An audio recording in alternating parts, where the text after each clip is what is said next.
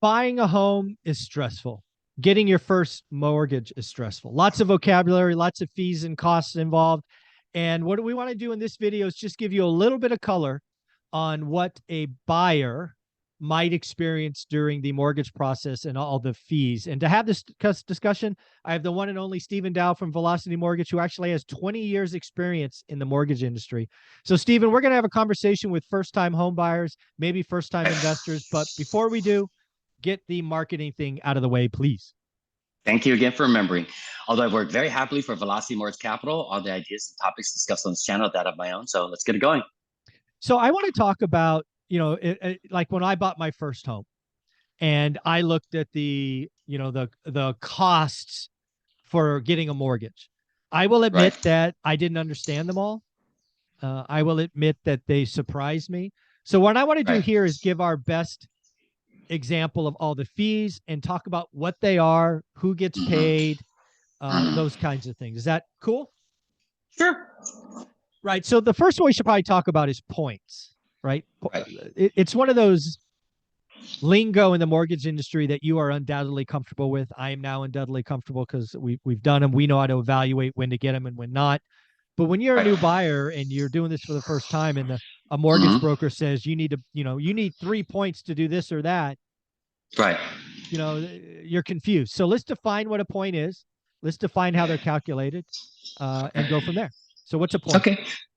Basically, 1 percentage point or the cost represented in a percentage of somebody's commission and or cost to do some sort of action on the loan. So depending upon, I guess, how it would be categorized. For example, 2-point origination fee would typically be charged by the loan professional, loan officer, mortgage broker, things of that nature, who you would be applying for a loan. Now, then the mortgage broker or loan professional would then send that loan or send it out to multiple lenders to then see if they would, approve the loan and what type of terms to find the best lender.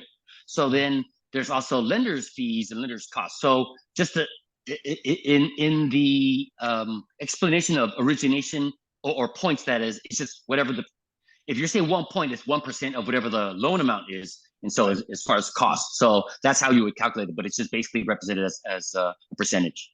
Yeah. So again, just for real examples. So if it's not the cost of the home, like you're buying a $400,000 home, it's not 1% of 400, it's 1% of the loan. So, as an example.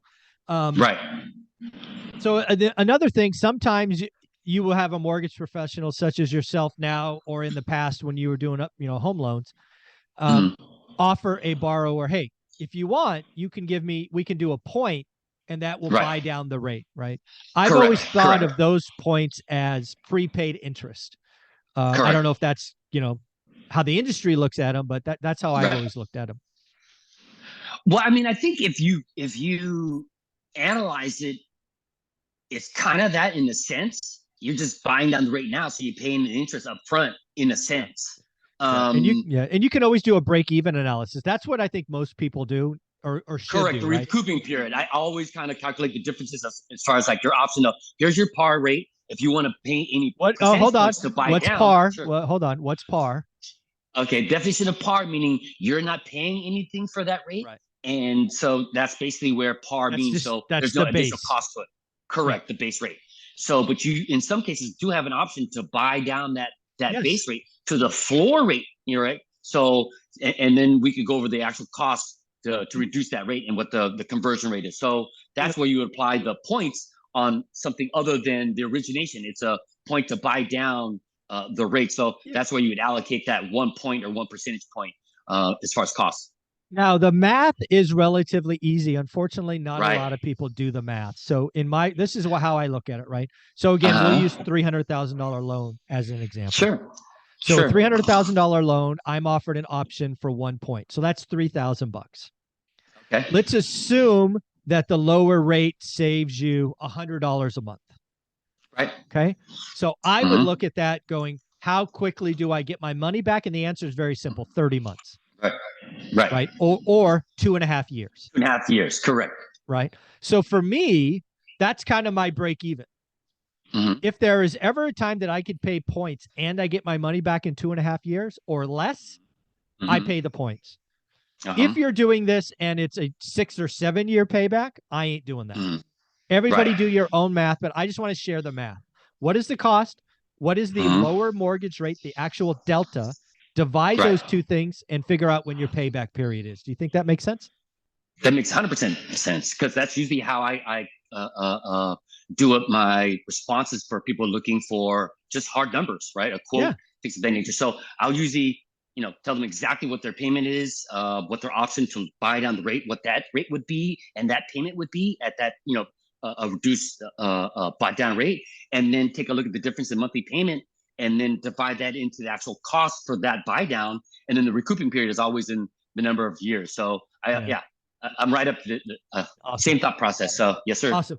Well, let's talk about something else you had there because I want people to realize it is a different line item, right? So we talked about origination fee and all of that, but there's Mhm. also something often called an underwriting fee, Right. right? When I look at an underwriting fee, this is to me, again, just one guy's opinion, not in the industry. That's basically Right. paying for the people to process the file, right? It's not really a profit engine, at least Right. for most shops I've seen, but they are trying to Right. cover their cost of employing those people, moving the file, kind of putting Right. it all together, follow up, all of that stuff. Is that fair? Underwriting fee?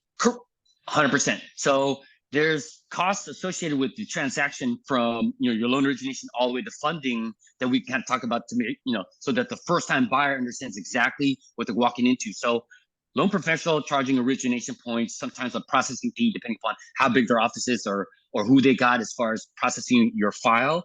In addition to that, when they send that file off to the lender may have a processing fee and or underwriting fee depending upon how they're structured and how many moving parts are in their system to get that loan from submission to funding, as far as setting up the file, processing the file, drawing docs and funding the file and everything in between. And then once it gets to the title officer or closing agent, then they have your title fees and things of that nature. And last but not least, at least as it pertains to my loans, there's also what we call impounds that are going to need to be collected. So it's almost like prepaid interest, but it's really just prepaying your property taxes and your homeowner's insurance into an account that's going to be utilized to pay that portion of your property taxes and your insurance in monthly incremental payments. And so that's what that is for. So again, just so they understand exactly every full scope of all costs, not only fees, then there's obviously prepaid, postpaid interest. We could talk about that too, maybe in the second video, because I think there's a lot of moving parts to all this. But I just wanted to give them like a brief, real general scope of like origination, lender fees, title, and then impounds, because that's the major stuff. Yeah, the other two fees that I want to get on, just again, try to give that first time home buyer a full coverage is, right, you sign a contract, you get an escrow's open, you start doing all this. Right. You're going to pay for an appraisal. Right. You as the buyer will have to come out of pocket for the appraisal. And that's usually $500-600, whatever it is. If it's a house, if it's an apartment building, it could be thousands of dollars, but mostly people are buying homes. But you are going to pay for that, and you will pay for that right up front. Even if the loan doesn't go through, even if the escrow closes, that appraisal is money out of pocket. Is that fair?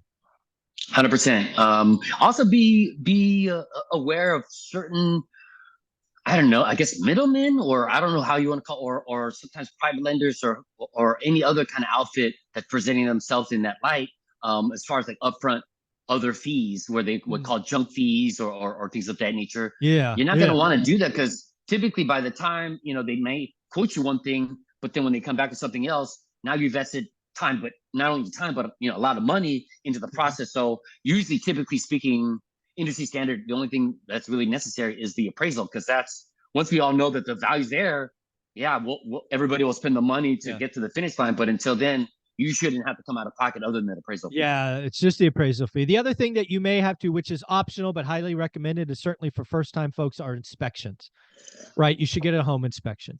If you think a roof inspection is needed, you want to get a sewer scope, right? There are other things. Especially a first time, because again, you don't know what you don't know. And so the pitfalls that are ahead of you could have been avoided if just that one kind of like, cost of money, cost of doing business is that inspection fee. So there's certain things that you're not going to sometimes be able to recoup that. Agreed. Cost of doing business. Yeah. So at the end of the day, buying a home, there are some costs involved. Appraisal fee is going to be upfront. That You know, that could be money bad if the loan doesn't go through or the deal falls Right. out.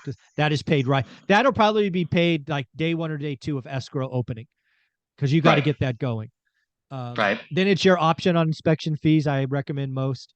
But yeah, then we Mm-hmm. have points, origination, rate buy down, underwriting Mm-hmm. fees. I love your discussion about junk fees. Be on the lookout for those. You shouldn't have to pay a lot of upfront junk fees. If Nope. somebody wanted to reach out to you and have a discussion about what is right and wrong and can you help them, how would they do that? Well, before we end this, Yeah, I was just going to please. ask, what would you say from a investor standpoint? Because I know that we're talking about in general terms as far as first, Mhm. time buyer. That what we're talking about could apply to, somebody's primary residence or somebody looking Sure. to just move in. But then, what about from a investment standpoint? What other costs or fees that would a first time investor might want to kind of look out for, or maybe better understand? Maybe you can kind of bring that Yeah, real I, quick. I think I think a lot of first time investors should get insurance quotes, right? Insurance, Okay. most people's familiarity with insurance is for personal. Landlord policies are Right. very different. See. I think landlords sometimes get pitched these I don't know what they're called, maintenance agreements on appliances or what, warranties. Right. Right. I actually was a sucker and bought those the first 2 or 3 times. I Okay. filed 2 different claims and they found wiggle room to get out, so I never bought them again. Right. It's a scam in my opinion. Right. Again, do your own research. Hmm. Yeah, those are things that come to mind right off the top of Okay. my head.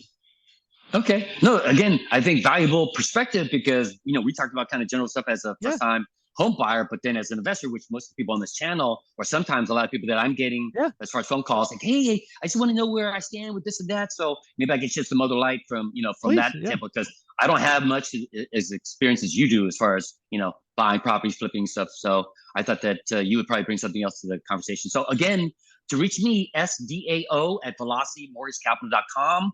Subject line, just put the acronym ORAAT, which stands for one red all the time to get past the firewall. Body of the email, brief description, what you're looking for. Property address would be great, at least city and state to make sure I lend there, your mid FICO score, and best phone number to reach you at. I'll be in touch within 24, 48 hours. Thank you, buddy.